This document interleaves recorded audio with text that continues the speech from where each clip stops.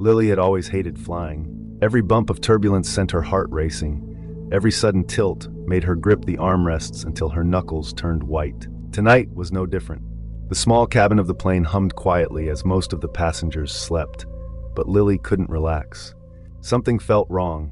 She glanced around the dimly lit cabin. The flight attendants moved up and down the aisle, but their faces seemed tense, their smiles forced. Outside the window, the sky was a deep, impenetrable black. No stars, no moon, just darkness. Suddenly, a low groan reverberated through the plane, subtle but unsettling, like metal bending under immense pressure. Lily's stomach twisted in knots. She glanced at the seatbelt light.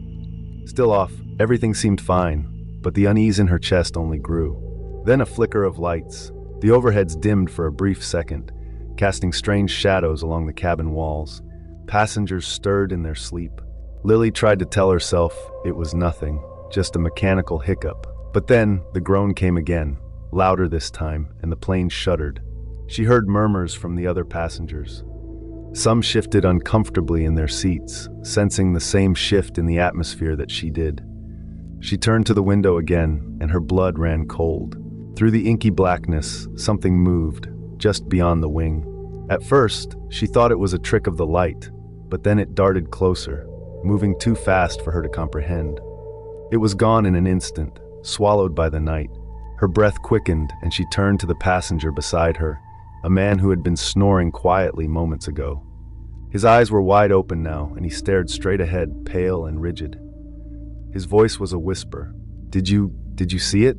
Before Lily could respond, the plane jerked violently. Luggage fell from the overhead compartments, and oxygen masks dropped with a hiss. Panic erupted through the cabin as people scrambled to put on their masks, screams filling the air. The flight attendants rushed to calm everyone, but their own fear was barely contained. Then came the sound that no one ever wanted to hear, the deafening roar of engines failing. The plane lurched downward, and the world tilted violently. Lily's stomach dropped as the lights flickered wildly, plunging the cabin into darkness. The screams intensified, but over it all, the groan of metal twisting and tearing filled the air. The plane was going down. Lily's body was weightless, suspended in chaos as the plane spiraled through the sky. She clutched the armrest, her breath caught in her throat. She thought she could hear something. Beneath the chaos of the crash, a noise that didn't belong. A screech, high-pitched and unnatural. In the final moments before impact, she caught a glimpse of something just outside her window. Glowing eyes, too large, too bright, staring back at her. Then, everything went black. When Lily woke, it was to the sound of crackling flames and the stench of burning fuel. Her body ached, but she was alive. Somehow, against all odds, she had survived. Around her, the plane was a twisted wreck, broken pieces of metal scattered across the dense jungle. She pushed herself up, her head throbbing, and looked around. Bodies were strewn across the ground, some moving, most not. A few survivors were calling for help, but their voices were faint, lost in the vastness of the jungle. The night was eerily quiet now. No sounds of wildlife, no wind through the trees, just the faint rustle of leaves in the darkness. Lily knew they were far from civilization, miles away from any help. But that wasn't what terrified her. What terrified her was the memory of what she had seen just before the crash. The eyes, those horrible glowing eyes watching from the dark.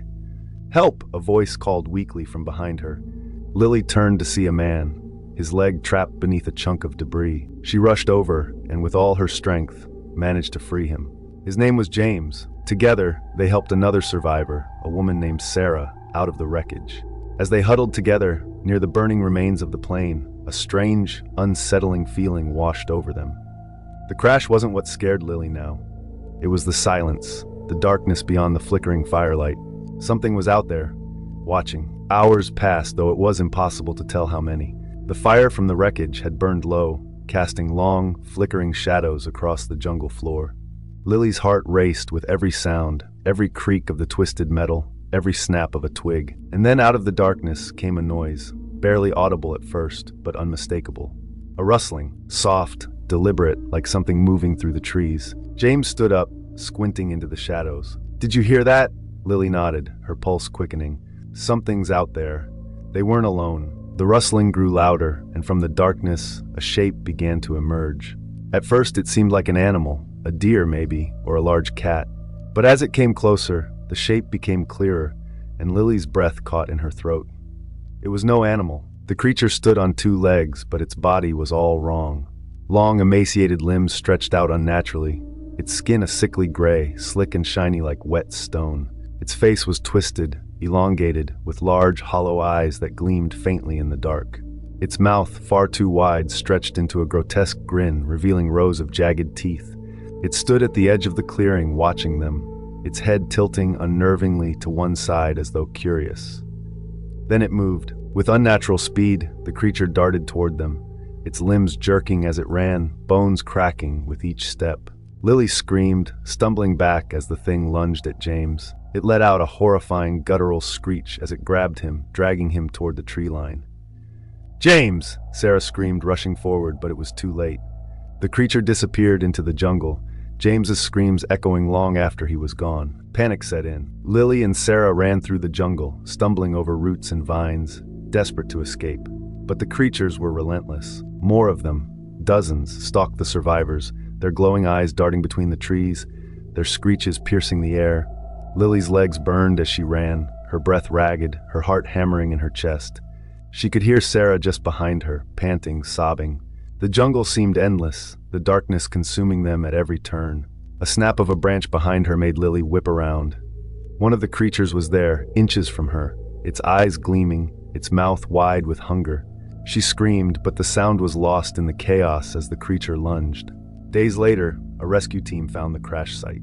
There were no survivors. The jungle had reclaimed the wreckage, vines and moss crawling over the twisted metal. But there was something strange about the scene. No bodies, no signs of the passengers, just claw marks, deep, jagged gouges in the metal and trees, as though something had torn through the wreckage with inhuman strength.